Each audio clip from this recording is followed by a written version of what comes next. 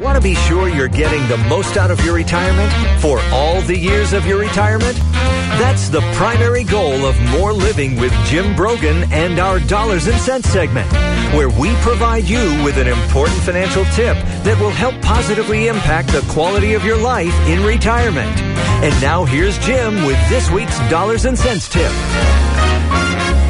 Today I want to talk about don't let emotions drive your investment decisions. I'm going to point back to 1 year ago. August the 8th of 2011 was the biggest one-day drop in the Dow Jones Industrial Average since all the mess in 2008, and we haven't had a drop like that since. The Dow fell more than 600 points. That was the day the Dow, or the day after S&P announced, or actually that morning S&P had announced the downgrade in U.S. Treasuries. And it's, when we see things like that, it's hard not to let emotion drive our investment decisions. There's no question in my mind that one of the number one enemies of investing risk investments that don't have guarantees of principal is human emotion. And think about it. Think about stocks, for example. There is never a good time to sell a stock.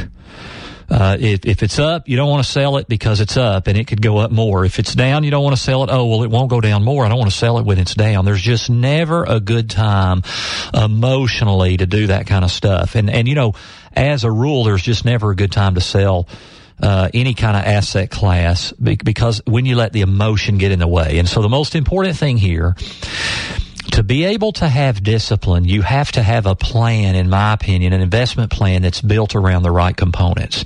And the right components are not, in my opinion, how can I make the most amount of money the next 5 years? Because markets are highly unpredictable. Nobody knows what's going to happen. And what if you're wrong?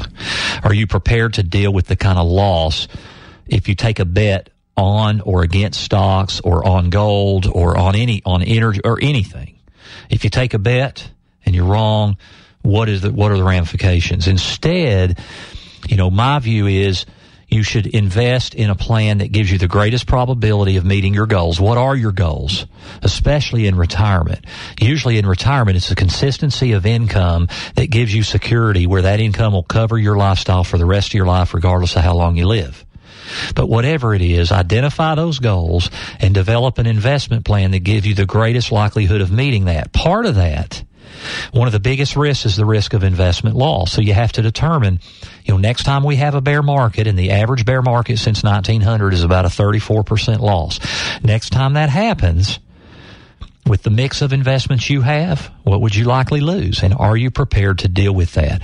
Build your investment plan around the answers to those types of questions. It's about risk versus reward. Okay? So build it around that, and then you can have discipline. And if your income plan where you're drawing income from the right types of investments is set up properly, then you don't have to let emotion get in the way when we have turbulent times. And that's our Dollars and Cents segment for this week. You can find this week's Dollars and Cents segment and others by visiting BroganFinancial.com.